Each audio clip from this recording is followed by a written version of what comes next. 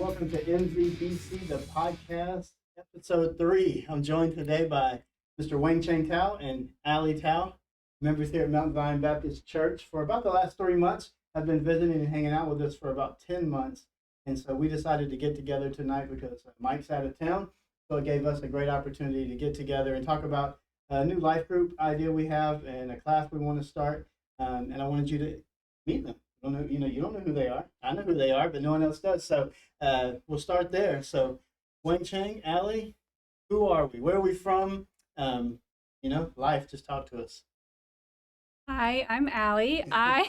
I'm from McDonough, Georgia. I grew up here for pretty much all of my life. I attended college at Gordon State University and received a bachelor's degree in early childhood education and special education. I just finished my 4th year teaching special education in Henry County. When you grew up in McDonough, where did you grow up in McDonough? So how do you say it? McDonough? McDonough. McDonough. Yes. Okay. I say McDonough and I always get corrected. So how do you say it? I've only always said it the way she said it. Like McDonald's. The only way, yeah, that's how I've kind of seen it.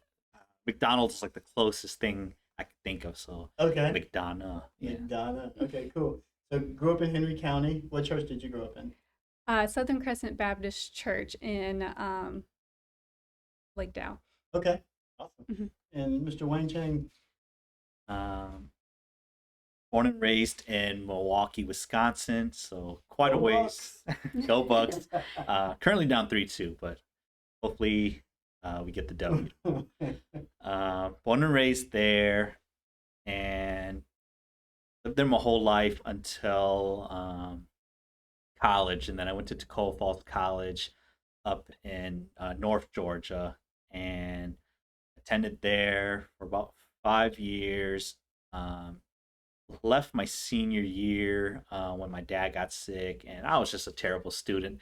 So just a hot mess at the time, and decided to take a step back and wanted to just spend time at home, and reevaluate things. And then during that time, I met Ally, and we started dating, and then so I still was always connected to Georgia through her, and then through friends that we have together too. Yeah. Okay, that's the basics. That's the basics. From Milwaukee, Wisconsin. Milwaukee, Wisconsin. Where's your family originally from? My parents were originally from Laos, and then they migrated to Thailand pretty early on, and then from then on they came to America right around the time of the Vietnam War is when they came, or right after. So my dad came first, his family, and then I think my mom came. So he came in like the late 70s, and my mom didn't come till I think about like the mid 80s or so. So Okay. it took a little while for her to get. Okay. So when they first came, they were actually in Illinois, so like closer to like the Chicago area, and then they moved to Milwaukee in 1992, and then had me there. So I've always been their I guess like tracker of like, how old are you? Okay, that's how long we've been. That's how long we've been in Milwaukee. In Milwaukee. Did you like Milwaukee? I've never been to Milwaukee, so to me it's home, so I like it. But after seeing so many places, I realize how deprived the place is of just Jesus, of just God's presence and everything. Not that he's not there, but just, man, that place is definitely a place that needs a lot of love, a lot of segregation there, high crime rates and everything. And so it's definitely not the most appealing place, especially if you ask Ally during our time there. How long were you guys there? 2 years. 2 years. 2 years. And so not an enjoyable 2 years. It was a trying 2 years. Would not recommend. So we're not recommending Milwaukee, but it's home. It's home. I feel you on that. It's home. So I grew up in Pensacola, Florida. I was born in Fairhope, Alabama. We moved to Pensacola, Florida whenever I was like kindergarten. That's all. I remember being in kindergarten in a Catholic school in Alabama. I remember being in first grade in Pensacola, Florida. I never remember the move. I don't know when it happened. I don't know. I think I was just in La La Land as a kid, where you're just like, oh, all of a sudden we're here. I do remember having the sweetest kindergarten teacher, and then moving to Pensacola and having the absolute meanest first grade teacher that you could ever imagine, and thinking, God, I want to go back to Alabama. I don't know what this place is. So we grew up in Pensacola, Florida. So when you say that's home, but it's deprived of Jesus, I could say the same thing for Pensacola, because it's home to me. Like, all my friends and people are there. And man, I didn't meet Jesus there. I definitely did not. I met a lot of partying and a lot of hanging out and a lot of people that were just lost. But it is home, and so I feel you on that. I understand Special that. place. So yeah, so you guys met where at? In school or here? Or doing Facebook. on Facebook? That's the age we live in. Yeah. Let's see. It was what, like 2014? 2016. 16, man. See, it feels longer. 5 years ago, and you're already missing up the Right. date. Wow. Okay. Yeah. So, I think I knew of Allie before she knew of me. I think that's typically how it works. Right. Us guys, yeah, I've known you for months, actually. The first time, I'm sorry to cut you off. It's their story, and I'm jumping in. The first time I met Heather, we were in the Army, and we were outside. There was a gazebo, and there was a whole unit out there, people. And in the Army, your last names are what are put up on your uniform. You know that from John and all that. But I was like, her last name was Dittmar, Dittmar. And I was like, hey, what's up, Dittmar? And she just looked at me like, who are you? Why are you saying my name like I know who you are? And so, I'm with you, bro. We always not know them before they know us. Yeah. So, yeah. So basically, I knew who Allie was, at least not personally, but I knew of Allie through a mutual friend of ours. His name's John, and he's probably going to be a recurring name. So shout out to John. But John went to college with me, and so we had known each other through just through school and just serving ministry together. And Allie started going to John's church, and so whenever he would bring his church or his group around for like our campus previews or just any events, we would see them, and it's predominantly Asian. So Allie stood out as the only like white person in that group who would come and visit. And so upon seeing her, definitely just stood out to me. I was like, okay, she's really pretty, but what are my chances? So I didn't think much of it, but kept seeing her time and time again. And I think one day I just saw her Facebook, and so I sent a friend request. She accepted. Probably just thought, maybe I met this guy already, but then realized she didn't. And I thought I'd play it cool, so the first thing I wrote was just sup. Yeah, trying to keep it casual, because I think a lot of times we as guys, we overthink scenarios, overthink the way we're gonna approach them, some sort of dramatic way, making it memorable. But some Shakespearean quote out there. And so here I was like, okay, hey, just keep it casual. So I'm just gonna say sup, and it's not even like a hi, hello, or a what's up, just SUP sup. Allie replies out of the goodness of her heart.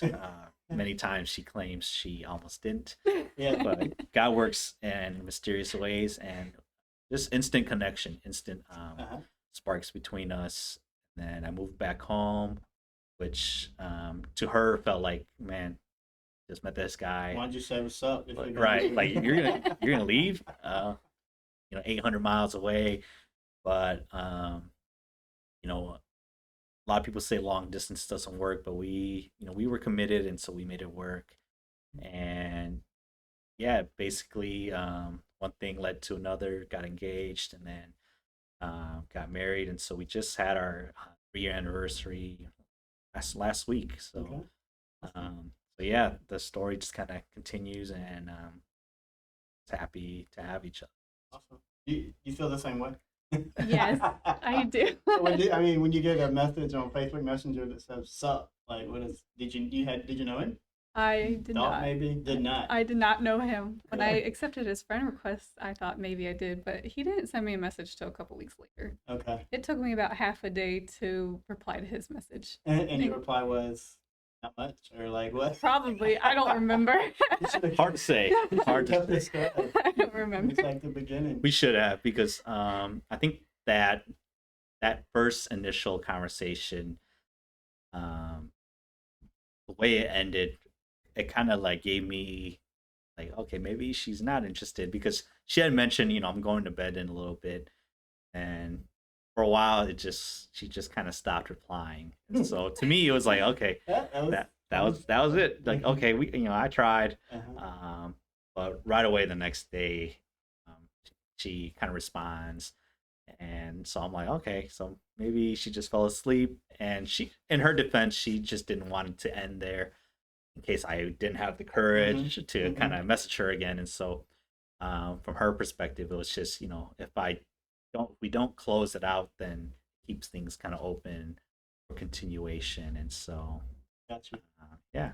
All right, so from Milwaukee, McDonough, you come here to go to school. That's why you were in Georgia and around John's church and all these kind of things.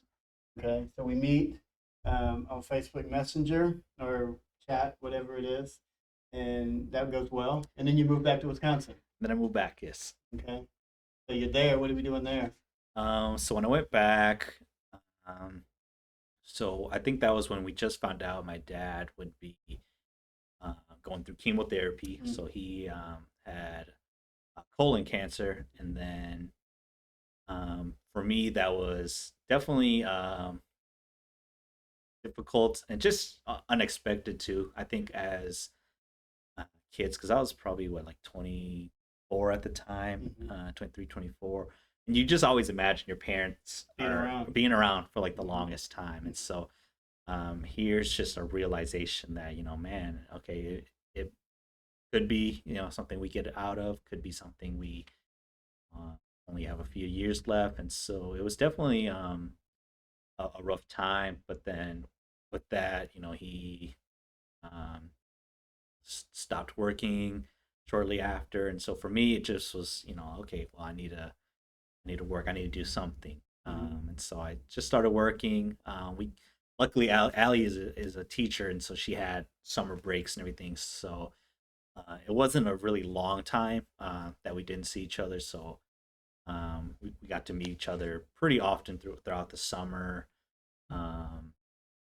For my family, it was definitely a big transition, just because no one had brought home a white girl before, and so for them it was definitely like oh, this is different. Like, is she accepting of us? The culture shock.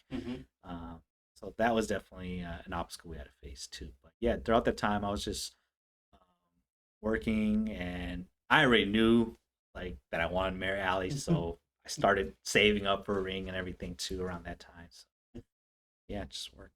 Okay, cool. So marriage came a couple years after that? Years? Yeah. But what, like 2? We got married 2 years. Yeah, 2 years after the initial. Dating. Okay. Yeah. Nice. And moved to Milwaukee? Yeah, we moved to Milwaukee. Originally we were gonna move to Georgia. That was our original plan. And I think probably like half a year prior to that, because we were probably engaged for like almost a year. The whole plan that throughout that first entire 6 months of that year was to move to Georgia and just kind of start a life here.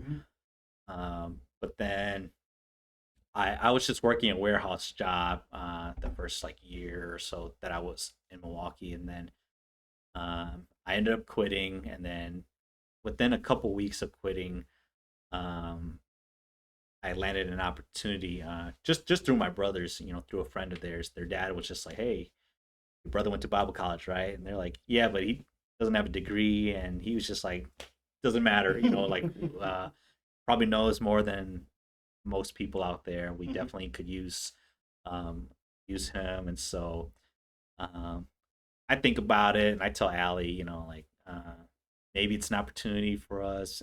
It's definitely like a blessing if they're willing to hire me, without really having a degree. And so, and I still felt like, I wanted to serve some way. And so um, I interviewed and I landed their youth director position.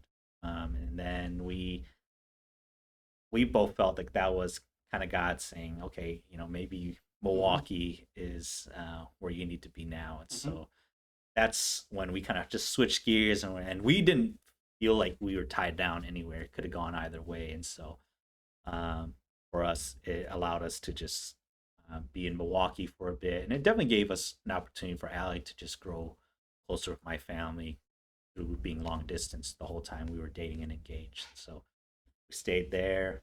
And then So if you're already working so this is a youth director position in Milwaukee, so you did there. So somewhere along the way you met Jesus, like, yes. and to get to that position and to go to Bible college. So Allie, you grew up in church, I'm assuming? For the most part, I started going to church when I was about 7, 8 years old. Okay. So were your parents involved in the church, or just attenders, or just like what was Well, the my relationship? parents weren't really Christians growing up. My mom actually worked with someone who invited her to a church I attended. Okay. And we decided to go, but this was also during the time that my parents were going through a divorce. And so it ended up being my dad who stayed going to church, and he's the one that took us to church. Okay. And shortly after we started going, my dad accepted Christ. And at that time, myself and my two sisters, we really didn't really know what was going on. We didn't really know who Jesus was or anything. Young, right? Yeah, we were pretty young. Yeah. And at the time that my dad got baptized, we all sat in the back, not really knowing what's happening, but we were watching. And as we were leaving, my sister started asking my dad, "What was that? What were you doing?" And he started telling her. And then my sister was like, "Oh, I want to get saved too." So my dad Of course. quickly turned back around to get to the parking lot, and the pastor was still there. And then my older sister also decided that she wanted to get saved. So you're there like, I still had no idea what was happening. Odd man out. But they started encouraging me, and they were like, "Do you want to get saved too?" And I was like, "No." And they kept pushing me, and so I was like, "Okay, fine, I'll do it." And so I got saved at that time. Yeah. And as the next few years, as I actually started to learn like who Jesus was and everything, I started questioning my salvation.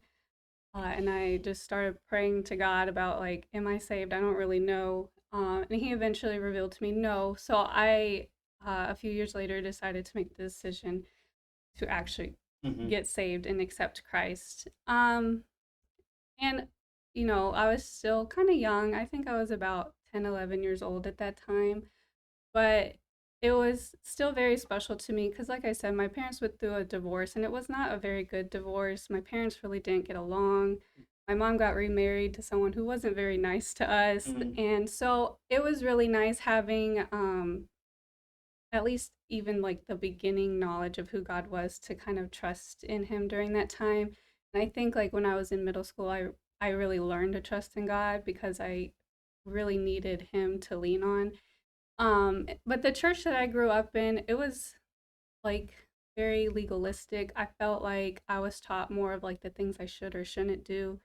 And I was always a very well-behaved child, so I always listened to those things, and I was very stringent on those things. And by the time that I graduated high school, I was kind of lost in what I was doing. All my friends moved away. I still lived at home because I could commute to college, but my church didn't really have a whole lot for that age group. And so I ended up kind of like not going to church as much anymore. I ended up getting a job where I had to work on Sundays to go along with my college schedule. So I stopped going to church very much, and it kind of got uninvolved. I kind of made some dumb decisions. I got into a really bad relationship, and it really messed with me because growing up feeling like these are all the things that I should do to be a good Christian, when I started making bad decisions, then I really felt unworthy. I really didn't know where to go. Like, if God would like accept me back, even though I really knew he would, but I felt really lost in that.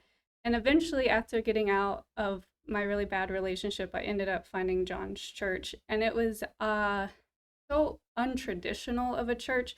It was very good for me because it wasn't legalistic. It was so much more about like showing God's love, and it was a place where there were a lot of broken people there. So being a broken person myself, it was very helpful to me to kind of come back to God and truly learn to have a real relationship with God instead of one that was very surface level, feeling like I had to do things to earn his love. And so through there, I connected a lot more with God, and I was able to start being a lot more involved in that church and teaching like Bible study and things. Nice. The John we keep referring to is our mutual friend, John Lee. Yes. He is the leader here at Mount Zion also, and he was at a different church before and led that. He wasn't the main pastor, right? He was just one of the youth. The youth, yeah. So young youth, adults, and I think youth yeah. there. He told me that at that church, youth meant like young adults, like yes. everybody that was under 21 was youth, basically. Yeah, and so that's where they met John, and then I met John just by doing ministry, and so he has been an influential person in all of our lives.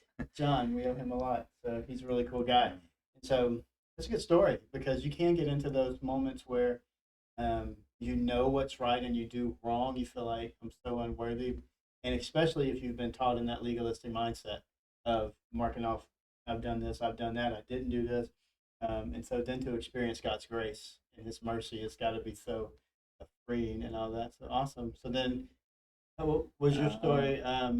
It's fairly similar in the sense that I think I grew up going to church pretty much our whole lives too. So with Milwaukee, what type of?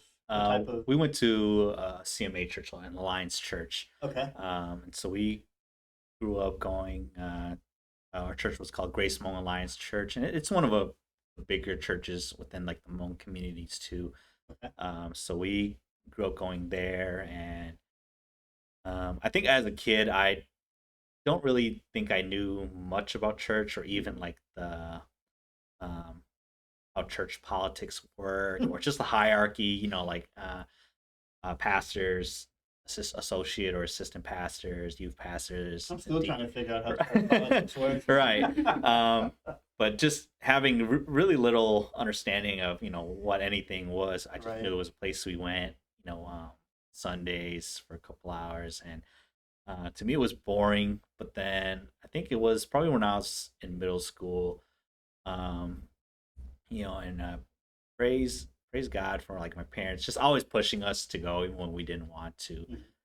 I think it was when I was in middle school, and I think one day service was just dragging, and I think my mom had said, you know, like, you want to, you can go to like the youth Sunday school and like the youth service and everything, all that stuff, just so you don't have to sit in here. And to me, you know, I've never liked going to those things, but I think I was just entering middle school, and so I was okay. I'm old enough to join youth. It couldn't be worse than sitting in service. So I went, and you know, there's all these other people who kind of knew each other already, just because you know they've been a part of the youth, and so I was kind of I felt like I was kind of an outcast, and despite how talkative I am, I was pretty shy at the time too. And then this guy just came and starts talking to me. You know, I'm like, I don't know who he is. He's super friendly, just trying to get to know me, and it's probably one of the first like intentional interactions I've had with anyone at church. And so talks to me for a few minutes, and then he goes up front, and then he's actually like, oh, he's the youth pastor.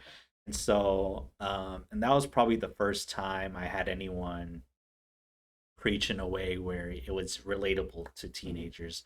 You know, where he put humor into it. He made it relatable to the youth of that day and age, and so it definitely resonated with me. And so from then on, it just kind of started going, started changing, you know, the way I act, the way I speak, just in general. And so my mom was just, oh, you actually want to wear dress clothes now? And I'm like, yeah, you know, I want to look nice. And so from then on, spent pretty much most of my teen years at church. I lived like 3 blocks away from church, and so I would walk there all the time, spend a lot of time there. At least 3 days a week I would spend there, and so I think as I got older, my parents are like, think about, what do you like to do? What do you want to be? And I was like, well, only place I really like know is church, and so I was like, I'll think about ministry, and I thought about my interaction with my pastor, and I was like, man, I'd love to make other people feel that way as well, just to help them. So my parents had mentioned that to him, and he kind of just took me under his wing and was like, hey, how about you just kind of shadow me? I'll kind of show you how I do certain things. And then we had some interns from Tacoma Falls College come through the years too, and throughout that time I got to know them pretty well. And one of our interns, I think I was probably a junior or senior at the time in high school, and he came, and purely off the fact that I was the first guy he met, he was just like, hey, because you're like the first person I met, and everyone else kind of, not that they were shady, but they just were hesitant to greet a stranger, and we didn't know he was the church intern at the time, and so he was like, you were like the first person I met, and so would you like to be mentored by me? It's part of my like curriculum is to just mentor somebody, spend a certain amount of hours doing something with somebody. And so I was like, okay, hey, that'd be great. And so I asked him a lot of questions just about life and Bible college, because I was already considering. And so after interacting with him, I kind of just had role models who had gone through that college, and I was like, well, I want to be like these guys. So I'm going to go to the place that molded them into these men as well. So I think I came to visit, and it was just Tacoma was just a bubble. It was just a small little perfect tucked away place. If you've ever been there, just small community, like 900 students at most. Everybody knows each other, and gorgeous waterfall. So for me, it was definitely a getaway from just the city, and just an opportunity to grow away from home, because I had never been away from home before either. And so took that chance, and yeah, that's where I met our mutual friend John as well. And like we said earlier, that's where I connected with Ally's. Awesome. Somewhere in that story you found Jesus. Yes, I forgot. Yes, and so it was probably when I was probably like 13 or 14. When you started going to the youth group and seeing that church can be cool. And we went, and then I think I went to one of our Bible camps, and I guess this was before I even knew who he was, and he might not have been as famous then, but Francis Chan was one of the main speakers there, and you were 14. He definitely wasn't as popular as right, but he was phenomenal. Yeah. Here I am, just like in awe from this guy speaking. I'm like, I've never heard anybody preach this way. So, kind of the same way as Ally. I think he spoke, and it's a week-long camp, and so they kind of have like a time of like, hey, baptisms are on this day, and I think all week people are just kind of like, are you gonna get baptized? Are you gonna get baptized? Who's all getting baptized? It's from this time, and I think a lot of my friends did. They chose to get baptized, and it definitely was great. I ended up saying no, just because I was feeling like, okay, I'm feeling like there's a lot of pressure, and I don't want to do it just off of peer pressure. And so I think I told my pastor, like, hey, I do want to do it, but like, can I wait longer? Like, I can't think within this short time frame. And he was like, of course, like, when we get back, how about you like sit in with me through a couple like sessions, and I kind of explain what baptism is. And that way, you're not just sprung on like emotions or a spiritual high. And so when we got back, it's probably like a month or so after we got back, and then I got baptized. So still pretty closely. A lot of those things from camp resonated with me, and I kind of realized, okay, it's not fading away. I had a better grasp of what baptism was, and decided to get saved. So I was probably like 13. Yeah. From a camp. Yeah. Yeah, you hear him, Francis Chan speaking. It's like, dude, I need to know what he knows. Right. And it wasn't until I was older, that, and you kind of see Francis Chan all over the place. And I'm like, and I think one day it just clicked. And I think I even told Allie one day, like, I've heard him speak live. And she's like, oh, you didn't? I was like, well, I don't think he was popular yet. I was like, this was like way back, I think it was like 2006. So I was like, no, it's a long time ago, but I did hear him speak before. So that's pretty cool. Good. So both followers of Christ for going on 18, 19 years now? You're like in your late 20s, early 30s? Mm-hmm. I'll say late 20s. Late 20s. Late 20s, creeping into early 30s. Right. And so what we wanted to do is, I think in church in general, life groups are an essential part where people come together and you share life together and you just do life, like you live it, like you the ups and downs, how do I do this? How do I figure it out? I told them that I would find the scripture just so it's a church podcast, so we got to have a Bible scripture, right? But in the book of Acts, they say this. It says that they're talking about the believers and the fellowship of believers and why is it important and why the point here is I want them to share why it's important to have a married couple's life group or just a life group in general and why they felt the call, other than me asking, why do they feel the call to lead other people in this way? It says, and they devoted, in chapter 2, verse 42, and they devoted themselves to the apostles' teaching and the fellowship, the breaking of bread, and to prayers. And it says, and awe came upon every soul, and many wonders and signs were being done through the apostles. And all who believed were together and had all things in common. And they were selling their possessions and belongings and distributing the proceeds to all as any had need. And day by day, attending the temple together and breaking bread in their homes, they received their food with glad and generous hearts, praising God and having favor with all the people. And the Lord added to their number day by day those who were being saved. And so basically they hung out together, they ate together, they fellowshiped together. And it says because they were doing this, taking care of people in need, selling their possessions, no one went without anything, that God was adding to their number day by day. And so that's part of our heart, no doubt, that as we are together and eat together and hang out together, that God will add to our numbers. So what is so pressing, because you're a member of a life group now, and then I come to you a couple of weeks and say, hey, will you lead a life group? And you said, yeah, we'll do it. Why is it, when you think about life groups and just community of believers, what is it that you think is so vital, and why is it so important to the church? Why is it so important to you? I think it's important to have a group to go to because it allows you to fellowship with people in a more intimate way. It's easy to get lost if the only thing you ever do is come to service. There's so many people, you may or may not even say anything to anyone. You can come and you can just leave. Versus a life group, it's a smaller group of people where you can really get to know them. You can open up about what's going on and they can be there for you. It's also a good place where people can keep you accountable as well. Mm-hmm.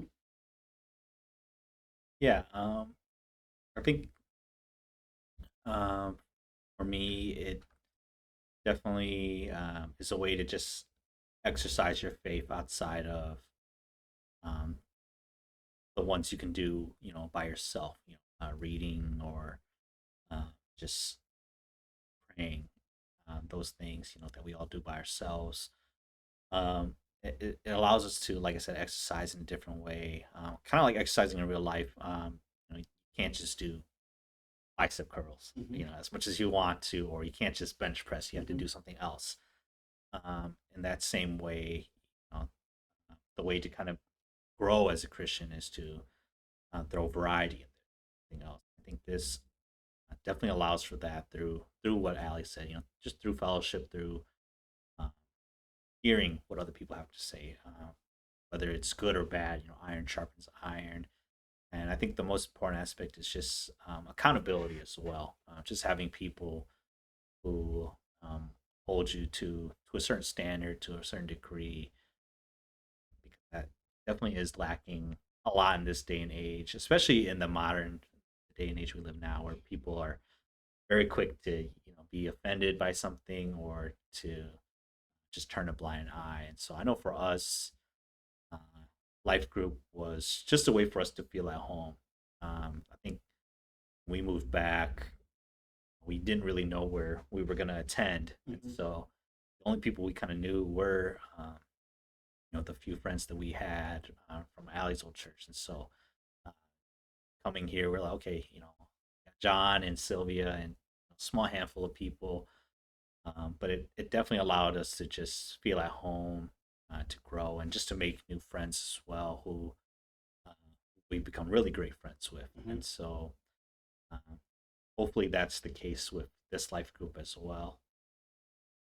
Awesome. That's the goal, right? Like we want to hang out and be accountable, and really, I think people get intimidated by being in a life group because they're like, oh, now other people are going to know my business.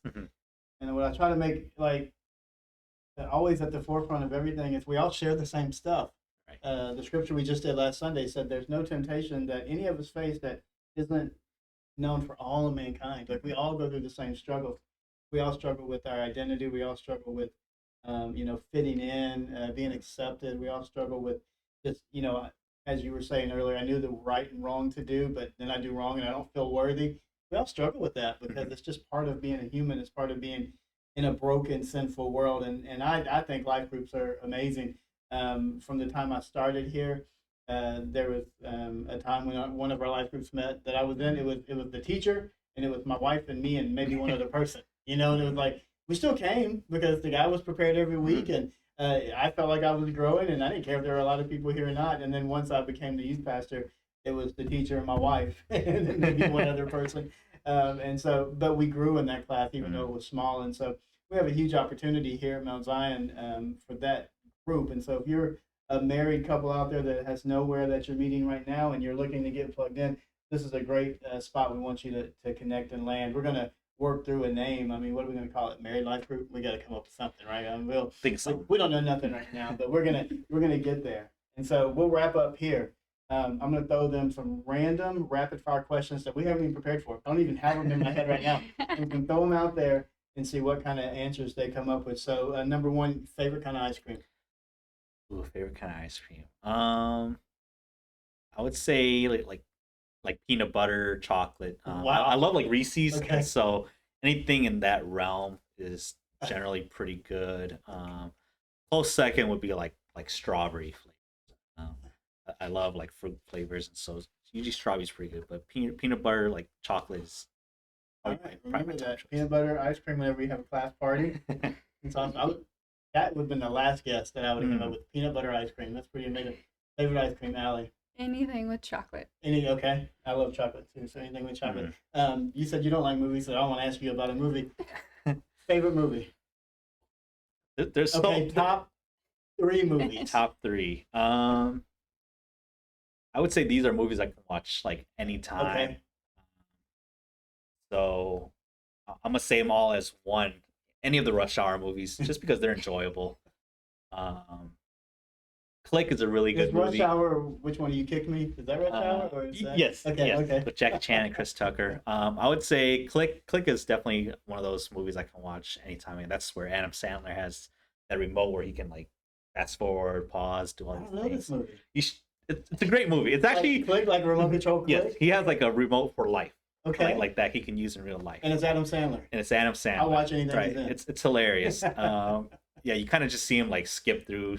If you ask my wife, she would tell you my top movies are Happy Gilmore, Billy Madison, Tommy Boy, all those. Okay. Click. Click. It's a great one. And it's actually like it's pretty like serious too in a good way. Okay. So it's definitely a really good movie. And the third would probably be either Avengers Endgame or Infinity War. I'm pretty torn between the two. I'm big into like the Marvel universe. Allie will attest. I watch those like all the time, even though they're like 3-hour long movies. His favorite movies, he pulls up certain scenes he likes and watch them over and over. Yes, and sometimes I'll just watch this. I just want to watch like say for Avengers Infinity. I'll be like, okay, I just want to see when Thor arrives on the battlefield, and then I end up watching the rest of like the movie. Or I'll be like, okay, I just want to see when when they all are revived and help Captain America. And then I end up watching, the whole battle. It's pretty and then amazing the you scene. can remember just snippets of it like All that. right. Allie, if you could have dinner with one person in history, who would it be? Don't say Jesus. That's who I was about to say. Okay, if it's Jesus. Yeah, then it's all just reclining at a Jesus. table and I don't really fangirl anybody. okay, that's good. That's good. I think for a long time I would have said like Robert Williams, someone funny, just someone hilarious who like, okay, it's gonna be a great time. Right. But now as I'm older, it would probably just be my dad. Just if it was like present time, I could update him like, okay, hey, this is all that's happened. Absolutely. That's really cool. And anything else you guys got before we go? We wanted to introduce them because, I mean, at Mount Zion, I'm always employing people and begging people and asking and praying, and God send people for, the scripture says that the harvest is plentiful, but the workers are few. And what we're seeing God do in the midst of us is provide workers. Like we're seeing God bring these people, and the people are ready to hear the word. They're ready to hear the gospel. They're ready to live it out. And the more that we can come together, I consider myself in the younger group. I know I don't look like it all the time, but as we, a younger generation, can start reaching out to people, I feel like we can make people feel like you said, church is cool. Like it's not always just the boring, you can't do this, you can't do that. But it's like when you can live the God life in such a way that honors him and brings him glory, then God lets you experience so many cool things along the way.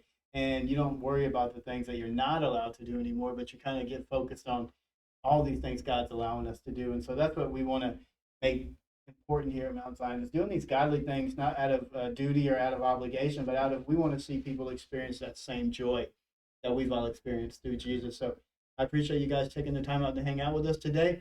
Thank you guys for watching the podcast and listening to the podcast. So, go do all those things they say at the end of every podcast. Like, subscribe, share, all those things. Wherever the buttons are on your screen, you know what to do.